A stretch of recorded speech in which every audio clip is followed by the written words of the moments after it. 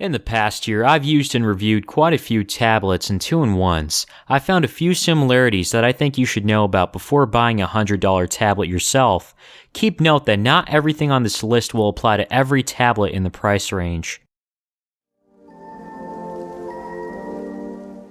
Number 1. It won't replace a laptop. There seems to be a misconception about what 2-in-1 tablets are capable of.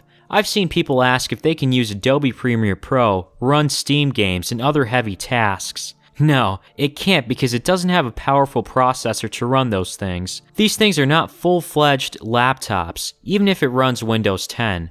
They are, however, good for doing more simple tasks like typing up a document on Microsoft Word, playing simple games from the Play Store, lightly browsing the web, and watching videos if it has an HD screen. Number 2. The screen. Tablets at $100 these days usually have a 1280 by 800 resolution. The screens may not look sharp if you're used to using a high-end phone or iPad, but you can watch videos in HD, 720p. If the tablet has an IPS screen, then that's even better because it means the screen won't limit color saturation if you tilt it far to one side. In other words, viewing angles won't be a problem. It won't be bright enough to use outside in sunlight though. Number 3. Camera. The cameras aren't anything special, as to be expected, but usually a 2-megapixel camera or higher would be sufficient enough for a Skype call. Keep note that more often than not, the microphone is horrible on these tablets, so it's good to check to see if there's a camera test on YouTube, or get a pair of earbuds with a microphone. Number 4. Updates. Sometimes the tablets will get a software update once, but it's usually to patch up bugs and add security. I've never seen a $100 tablet get a firmware update from KitKat to Lollipop, or Lollipop to Marshmallow, etc. You could try to flash a newer firmware, but this voids your warranty, and there's a risk of potentially breaking the tablet. Number 5. RAM.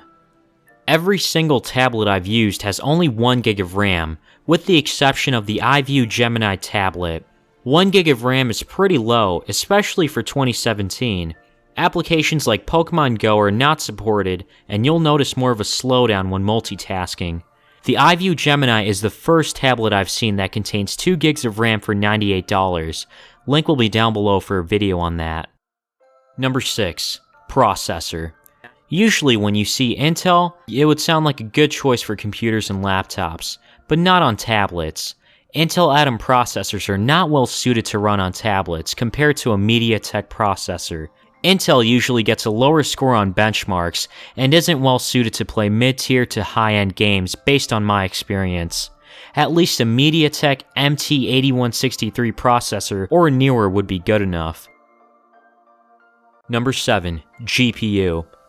Along with a good processor, make sure the tablet has a somewhat new and powerful GPU to get the best gameplay performance at the price point. A good GPU would be a Mali T720 or newer. The Mali T720 can run higher-end games pretty well, including Minecraft. I tested this on the VIKING II running a 1.3 GHz MediaTek MT8163 processor. Number 8. Apps to SD card support.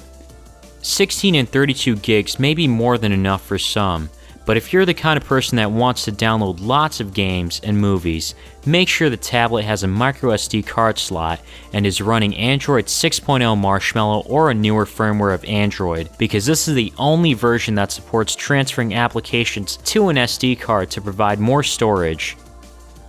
Number 9. Battery. The battery life is usually good enough if it's packed with a 6000 mAh battery.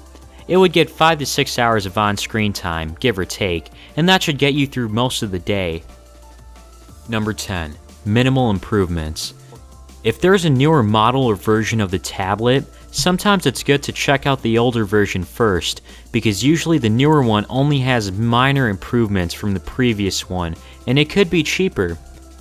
I hope this list helps you out in what to expect and look out for. I want to reiterate that not all of these things on the list will apply to every tablet in the price range, but for many it will, at least at the time when this video is published.